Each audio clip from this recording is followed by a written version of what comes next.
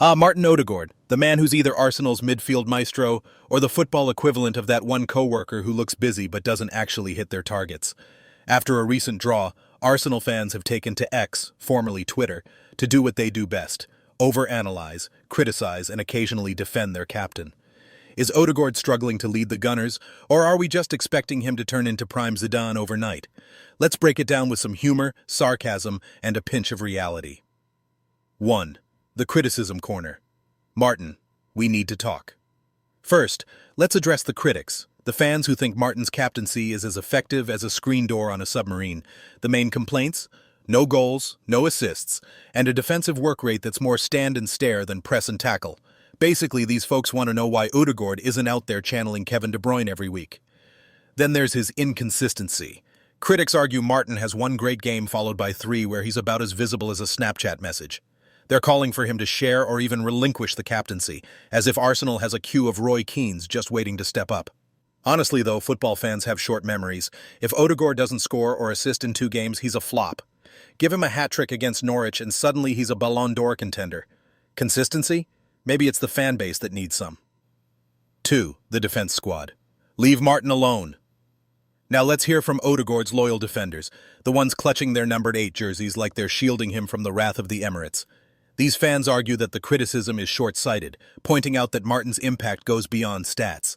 Sure, he's not racking up assists right now, but what about his creativity, his passing vision, and his ability to dictate play? You know, the intangibles. They also bring up context.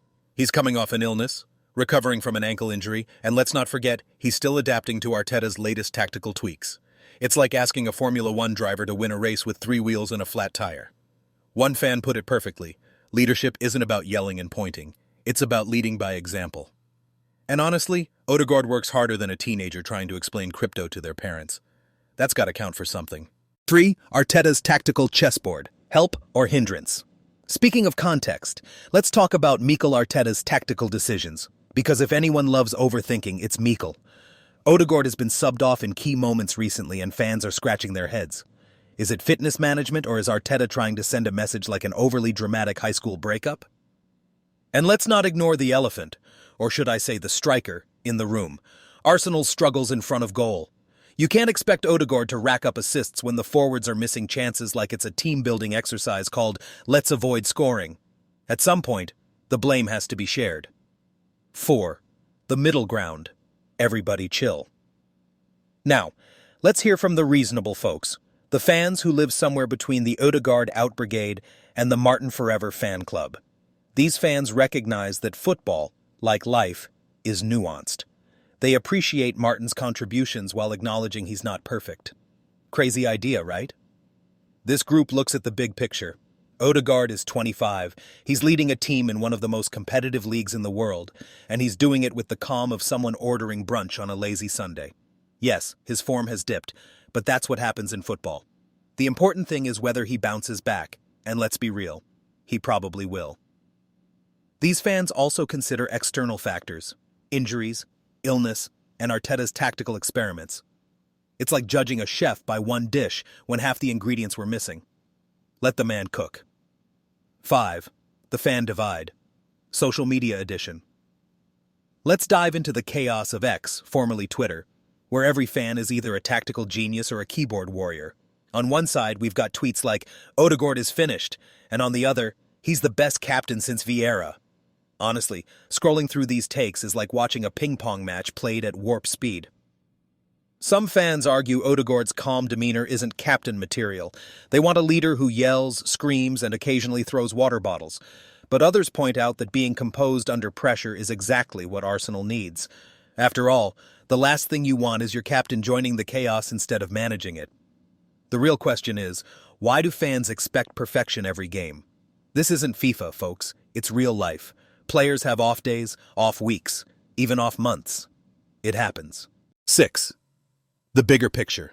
What's next for Martin? So where does Ødegaard go from here? For starters, he needs to rediscover his form. And let's hope Arsenal's forwards start converting those chances. But more importantly, he needs the fans to cut him some slack.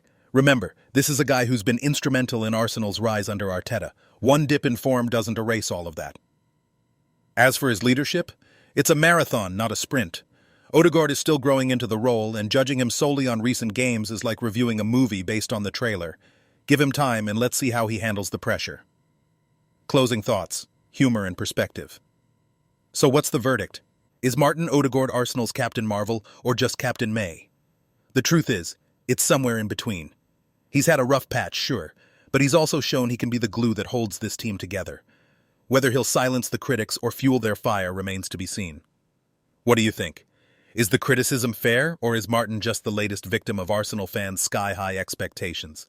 Drop your thoughts in the comments, hit that like button, and subscribe for more satirical takes on football drama. Until next time, remember, football is a game of opinions, and Twitter is where they go to clash.